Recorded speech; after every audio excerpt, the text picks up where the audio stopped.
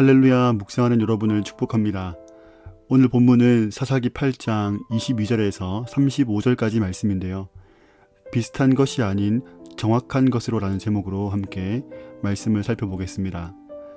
미디안 족속을 완전히 격파한 이후에 왕이 되어주기를 바라는 이스라엘 백성들의 요청을 거부하는 기드온의 모습과 또 그의 죽음, 그리고 기드온의 죽음 이후에 우상을 섬기는 이스라엘 백성들의 모습이 나오고 있습니다. 22절부터 27절까지는 미디안의 지도자였던 세바와 살문나를 죽인 후에 이스라엘 백성들이 기드온에게 자신들을 다스려 주기를 요청합니다. 기드온은 그 요청을 거부하면서 여호와께서 너희를 다스리라고 말하죠.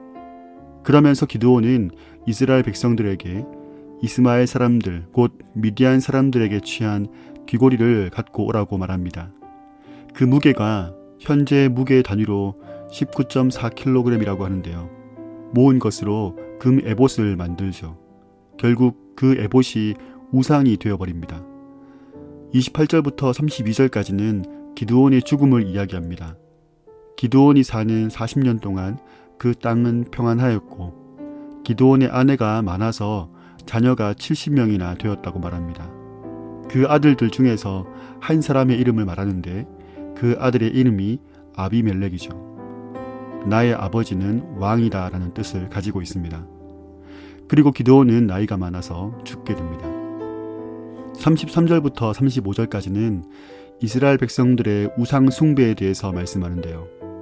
기드온이 죽은 후에 이스라엘 백성들은 바알을 숭배하면서 하나님도 잊어버리고 바알의 제단을 무너뜨렸던 기드온의 집을 후대하지도 않는 모습을 보입니다. 여러분, 에봇, 익숙한 이름이죠. 화려한 재료로 만든 에봇은 대제사장의 겉옷으로서 하나님의 뜻을 물을 때 사용되기도 했습니다. 에봇으로 음행을 했다는 것은 에봇 자체가 우상처럼 되었든지 아니면 우상에게 에봇을 입혔던 것 같습니다. 하나님과 관련된 모든 것이 우상으로 변질될 수 있음을 알 수 있습니다. 심지어 하나님조차도 인격적인 사귐과 로드십을 가지는 것이 아니라 우상처럼 섬길 수 있는 것이죠. 그 이면에는 내가 하나님처럼 되고 싶은 죄성이 도사리고 있는 것을 우리는 어렵지 않게 발견할 수 있습니다. 오늘 기드온의 행동과 아비멜렉이라는 그 아들의 이름 속에 드러난 것처럼 말이죠. 완전히 틀린 것보다 비슷한 것이 위험합니다. 기드온이 죽고 남은 것은 우상을 숭배하는 이스라엘의 모습입니다. 언젠가 마주할 우리의 죽음 뒤에 우리보다 강력한 믿음을 가진 후손이 남기를 바랍니다. 정말 그러면 좋겠습니다. 내가 하나님의 일을 한다고 교회 안에 있다고 해서 안심할 것이 아닙니다. 거의 크리스천이 아니라, 비슷한 것이 아니라 정확하고 군더더기 없는 확실한 신앙으로 세워지길 원합니다. 말은 하나님만이 나의 왕이라고 고백하지만 드러나는 것이 내 모습이라면 우리는 빨리 그곳에서 내려와야 할 것입니다. 하나님은 홀로 영광 받으실 분이시죠. 그 어느 누구와도 비교할 수 없는 분이십니다. 그 하나님은 어제나 오늘이나 내일이나 영원토록 우리의 예배를 받으실 분입니다. 여호와 하나님께서 나에게 행하신 그 큰 일을 생각하며 그분 앞에 비슷한 것이 아니라 완전한 예배자로, 우리의 온전한 마음을 드리는 예배자로 살아가는 오늘 하루의 삶이 되기를 간절히 소망합니다. 오늘도 하나님 말씀을 묵상하는 여러분을 축복합니다.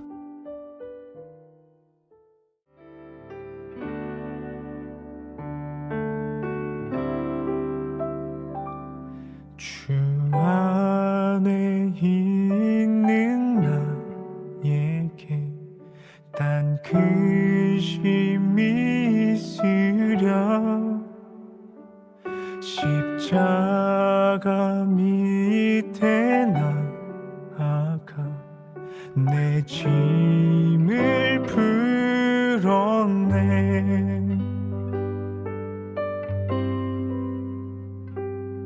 그 두려움이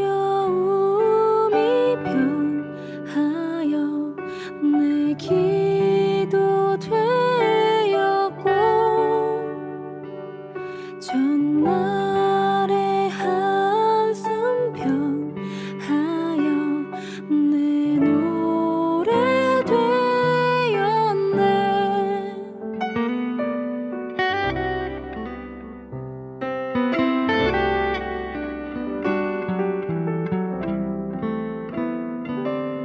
내 주는 자비하셔서 늘 함께 계시고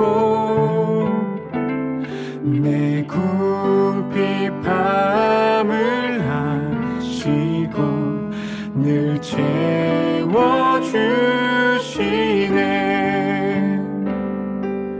주님을 찬송하면서 할렐루야 할렐루야. 내 앞길 멀고 험해도 나 주님만 따라가리.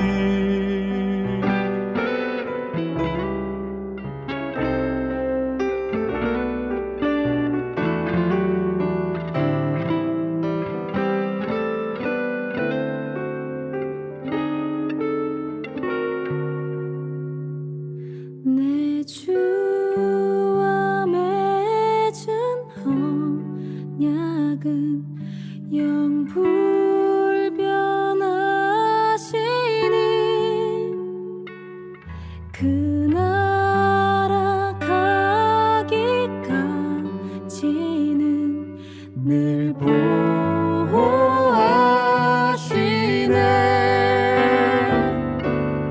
주님을 찬송하면서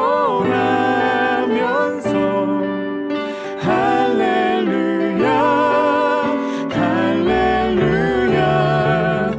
내 앞길 멀고 험해도 나 주님만 따라가리. 주님을 찬송하면서 할렐루야 할렐루야.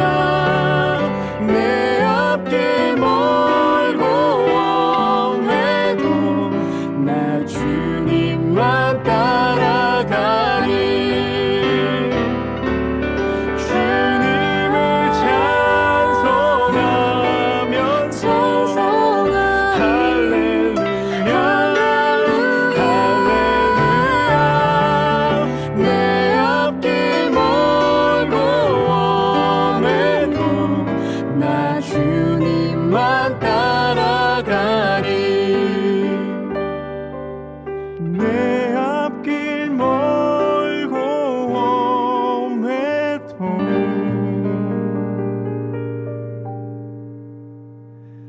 나 주님만 따라가리.